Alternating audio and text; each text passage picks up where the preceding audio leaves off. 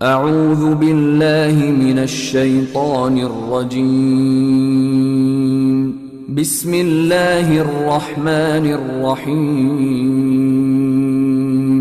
السلام عليكم ورحمة الله وبركاته.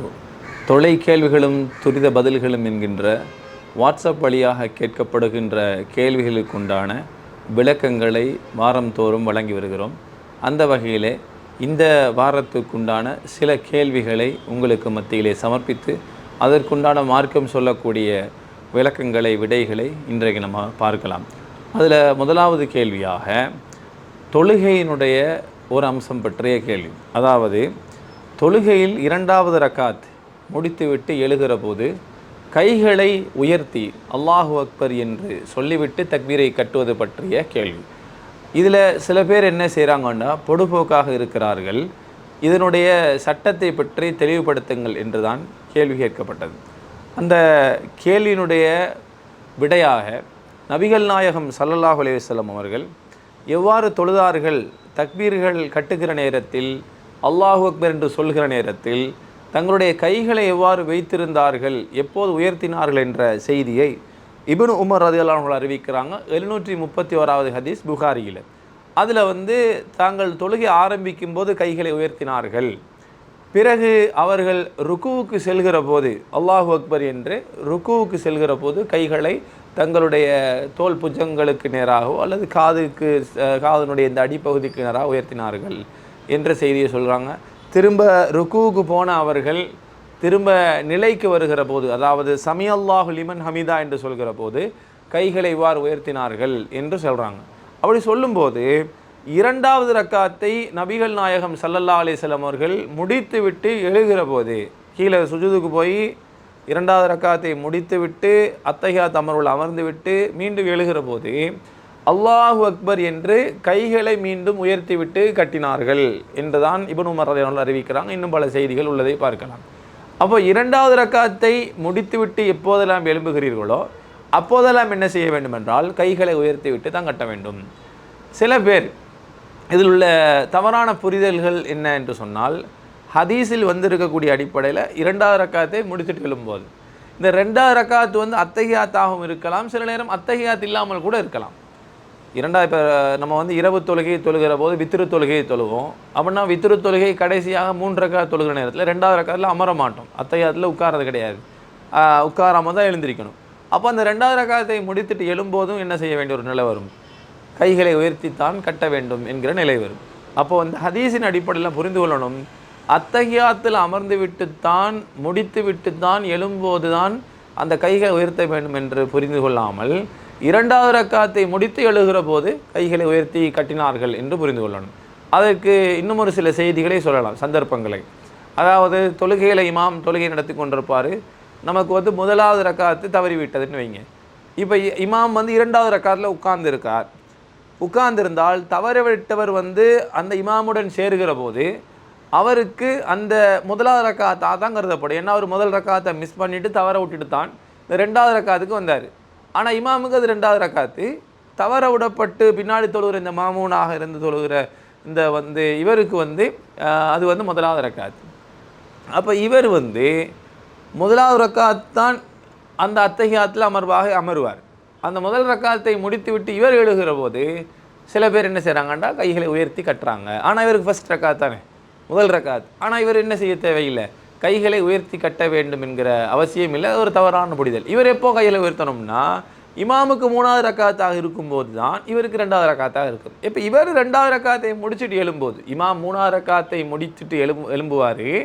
ஆனால் இவருக்கு 2வது ரக்காத்துங்கிறனால இவர் 2வது ரக்காத்தில் எழுந்து 3வது ரக்காத்துக்காக வருகிற போது இவர் தன்னுடைய கைகளை உயர்த்தி என்ன செய்ய வேண்டும், தக்பீரை கட்ட வேண்டும். இதுதான் அதனுடைய அம்சமாக புரிந்து கொள்ள வேண்டும்.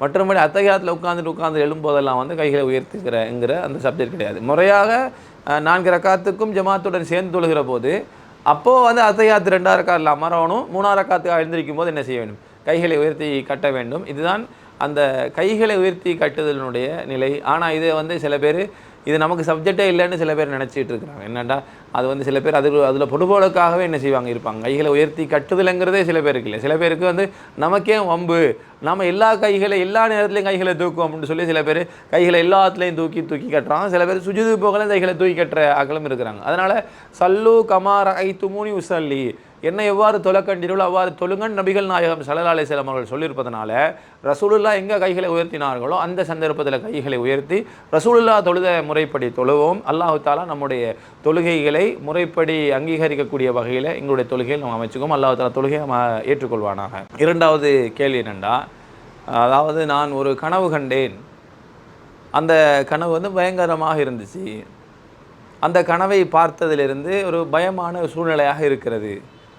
அவங்க நல்ல குர்ஆன் ஹதீஸை விளங்கி இருந்தாலும் அவங்களுடைய உள்ளத்துக்குள்ளே இந்த பயங்கரமான கனவு பழித்து விடுமோ என்று ஒரு நினைப்பு வருது. காரணம் என்னட்டா, அக்கம் பக்கத்தில் உள்ளவங்களாம் பயங்கரமான கனவு கண்டா ஏதாவது தர்மம் செய்யுங்க, அதாவது அது செய்யுங்க இது செய்யுங்கன்ட்டு ஏதாவது சொல்லுவாங்களே, அதனால் ஒரு பய விளைவாக இந்த கேள்வி என்ன செய்கிறாங்கண்டா கேட்டிருக்கிறாங்க.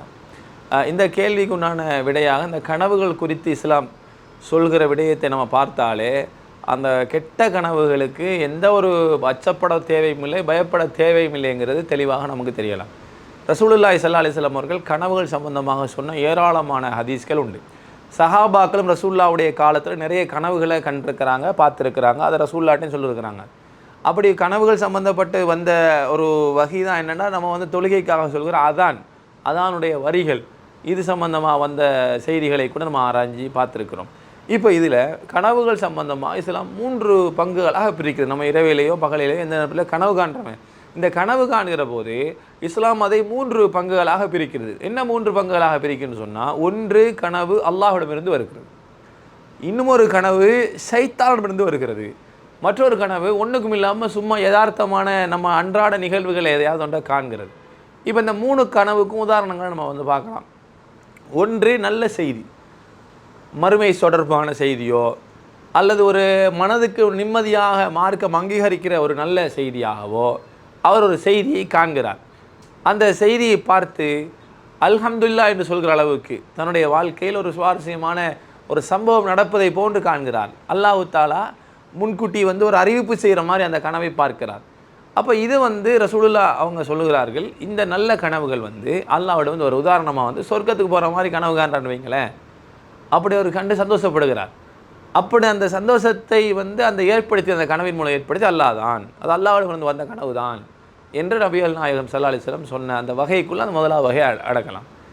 இரண்டாவது கனவு என்னென்னு சொன்னால், ஷைத்தான் வந்து வர்றது. உதாரணமாக நீங்கள் வந்து கொல்லப்படுறது மாதிரியோ அல்லது உங்களுக்கு ஏதோ அச்சமூட்டுகிற வகையிலையோ, உங்கள் குடும்பத்துக்கு பெரிய இழப்பு வார மாதிரியோ அல்லது ஏதோ ஒரு பயங்கரமான ஒரு நிலை உங்களுக்கு ஏற்படுவது போன்றோ ஒரு நிலையை ஷைத்தான் உங்களுக்கு காட்டுவோம். கனவு எப்படி இருக்கும்னா ரியலாக நடக்கிற மாதிரி தானே இருக்கும். அப்போ அது மாதிரி ஒரு பயந்து போய் நீங்கள் நடுங்கி போய் திடுக்கிட்டு எழும்புறீங்க. எழும்பியதுக்கு பிறகு பார்த்தீங்கன்னா கனவு. அப்போ இது ஒரு ஷைத்தான்றது வர்றது. இந்த ஷைத்தான்றது வந்த கனவை என்ன செய்ய சொல்லி சொன்னாங்கண்டா, இதுக்கு வந்து ஒரு பரிகாரம் மாதிரி ரசூலுல்லாஹ் சொன்னாங்க. என்ன பரிகாரம் சொன்னாங்க? தேசிகா கீசிகா வெட்டுறது மார்க்கத்தில் இல்லாதெல்லாம் கிடையாது, மந்திரிச்சு ஓதுறதெல்லாம் கிடையாது. ரசூலுல்லாஹ் சொன்னாங்க நீங்கள் ஓதுங்க. என்ன ஓதுங்கன்னாங்கன்னா, ஷைத்தான்றது வந்த கனவுனால ஷைத்தான்றது பாதுகாப்பு தட்டுங்க, அவுது பில்லாஹி மினஷ் ஷைத்தான்னு சொல்லிட்டு இடது புறத்தில் 3 தரம் தூண்டு துப்பிடுங்க, லேசாக துப்பி விட்டுருங்க, உங்களுடைய படுக்கையினுடைய முறையை நிலையை மாற்றி படுத்துடுங்க என்று சொன்னாங்க. இந்த கனவினால் எந்த பாதிப்பும் உங்களுக்கு ஷைத்தான் ஏற்படுத்த முடியாது. இது ரசூலுல்லாஹி ஸல்லல்லாஹு அலைஹி வஸல்லம் அவர்கள் சொன்னாங்க. இதுக்கு பயந்துவிட்டோ அச்சப்பட வேண்டிய எந்த தேவையும் கிடையாது. மூன்றாவது கனவு என்ன? ஒன்றுக்கும் இல்லாத கனவு. கார் ஓடுற மாதிரி பார்க்குறீங்க அல்லது வேறு ஏதாவது விளையாடுற மாதிரி பார்க்குறீங்க, ஒன்றுக்கும் இல்லாத யூஸ்லெஸ். அதாவது சில நேரம் தலையணையை போட்டு என்ன செஞ்சுட்டு இருக்கோம், ஸ்டேரிங்கை திருப்புற மாதிரி திருப்பிக்கிட்டு இருக்கிறது, அல்லது வந்து நீரை மாதிரி காண்றீங்க தண்ணியில், ஆனால் பார்த்தா பெட்டில் தான் நீச்சல் அடிச்சுட்டு இருப்பீங்க. ஒவ்வொருத்தருக்கும் ஒவ்வொரு மாதிரி வரும். இந்த மாதிரி கனவு ஒன்றுக்கும் இல்லாது. ஆனால் அந்த கனவு குறித்து சொல்லும்போது கனவுகளை எல்லாம் யார்கிட்ட சொல்லலாம் அப்படிங்கிற ஒரு கேட்டகரி இஸ்லாம் சொல்லுகிறது. கனவு வந்து நல்ல கனவாக இருந்தால், அல்லாஹ் கிட்ட வந்த கனவான்னு வைங்களேன், உங்களுக்கு ஏதோ ப்ரொமோஷன் கிடைக்கிற மாதிரியோ அல்லது தொழிலில் உயர்ந்த ஒரு அந்தஸ்துக்கு போகிற மாதிரியோ கண்டிங்கன்னு வைங்க, இது உங்களுக்கு நல்ல ஒரு வாழ்த்து செய்தி போன்றதாக இருக்கிறதா? இந்த கனவை வந்து நல்ல கனவை வந்து இஸ்லாம் சொல்லுது நம்பிக்கைக்குரியவரிடத்தில் தான் சொல்ல முடியும், எல்லாட்டையெல்லாம் சொல்லக்கூடாது. நம்பிக்கைக்குரியவர். நான் நம்பிக்கைக்குரியவர் எப்படி? உங்களுக்கு உபத்திரம், உங்களுக்கு வந்து அநியாயம் செய்யாதவராக இருக்கணும். உங்கள் தாயாக இருக்கலாம், அல்லது உங்கள் கணவராக இருக்கலாம், அல்லது உங்கள் மனைவியாக இருக்கலாம்.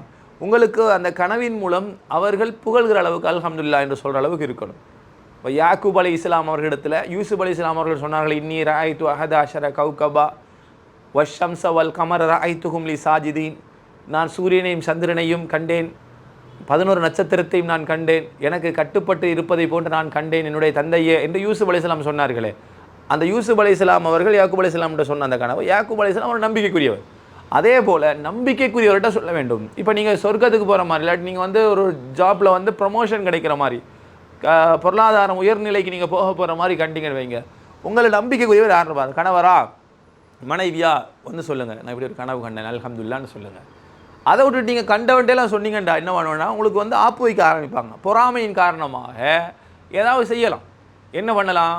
அப்படி தான் வந்து ஆப்போசிட்டில் விளங்கணும், எதிராகத்தான் விளங்கணும். நல்லது நடக்க போகுதுன்னா கெட்டது நடக்க போகுதுன்னு புரிஞ்சிக்கணும். நல்லது நடக்காது, உனக்கு ப்ரொமோஷன் கிடைக்கிற மாதிரியா அப்படின்னு சொன்னால் உங்களுக்கு ப்ரொமோஷன் இல்லாமல் போக போகுது.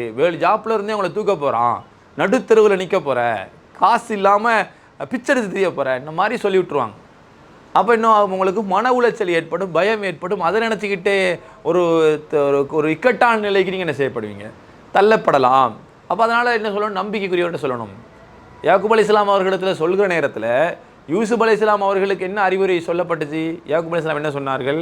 நான் இப்படி கனவு கண்டேன் என்று சொல்லி, லா தக்ஸுஸ் ருய்யாக அலா இஹ்வதிக, உன்னுடைய சகோதரர்கள்ட்ட சொல்லாத. என்ன நம்பிக்கைக்குரியவர்கள் கிடையாது அவர்கள். ஏன்னா அந்த குர்ஆன் வசனத்தை பார்த்தீங்கன்னா தெரியும், யூசுப் நபியை எங்கே வெட்டுவது, எங்கே வீட்டை விட்டு துரத்துவதுன்னு இருந்தார்கள். அதனால் அப்படி சொல்லக்கூடாதுன்னாங்க. அப்போ நல்ல கனவாக இருந்தாலும் நம்பிக்கைக்குரியவர்கிட்ட சொல்ல வேண்டும். பொறாமைக்காரனாக இருந்தால் நம்பிக்கைக்குரியவனாக இருந்தால் அவனை சொல்லாதீங்க. ஏன்னா அவன் வந்து உங்களுக்கு ஆப்போசிட்டில் உபதேசம் பண்ணலாம், அல்லது உங்களுக்கு நல்லது நடக்க போகுதுன்னு நினச்சிக்கிட்டே என்ன செய்யலாம், தலைகீழான உபதேசத்தை சொல்லி உங்களுடைய மூளைகளை குழப்பி விடலாம். அதனால் நம்பிக்கைக்குரியவர்கிட்ட சொல்லணும். கெட்ட கனவாக இருந்தால் யார்கிட்டையும் சொல்லக்கூடாது. நம்பிக்கைக்குரியவர்கிட்டையும் இல்லை, யார்கிட்டையும் சொல்லக்கூடாது. கெட்ட கனவா அல்லாஹ்கிட்ட சொல்லிட்டு அவுது பில்லாஹி மினஷ் ஷைத்தானிர் சொல்லிடுங்க. சார் உங்களுக்கு பயம் வருது, அச்சம் வருதுன்னு சொன்னால் இஸ்திக்பார் செய்யுங்க, அல்லாஹ்கிட்ட துவா கேளுங்க. யாரெல்லாம் அந்த அச்சனில் எழுந்து நீக்கு, நீ உன்னிடத்துலேருந்து வந்தேன், அல்லாஹ் உன்னிடத்துலேயே பாரு இருக்கிறேன், எனக்கு எதை பற்றியும் கவலை கிடையாது, அல்லாஹ்வே நீ என்னை மன்னித்துக்கொள் என்று சொல்லி, உறக்கம் வரல, பயத்தினால் உறக்கம் வரல, ஹார்ட் பீட்டே அடிக்குது டக்கு டக்குன்னு சொன்னால் தஸ்பீஹ் செய்யுங்க, திரும்ப திக்ருகள் செய்யுங்க, அந்த இடத்துல உறங்குங்க. ஒன்றுங்குள்ளாத கனவு யார்ட்டையும் சொல்ல தேவையில்லை, அது எந்த பிரயோஜனமும் இல்லை, அதை பற்றி எந்த ஒரு சட்டமும் கிடையாதுங்கிறதுனால இந்த கெட்ட கனவை யாரிடத்துலையும் சொல்லக்கூடாது.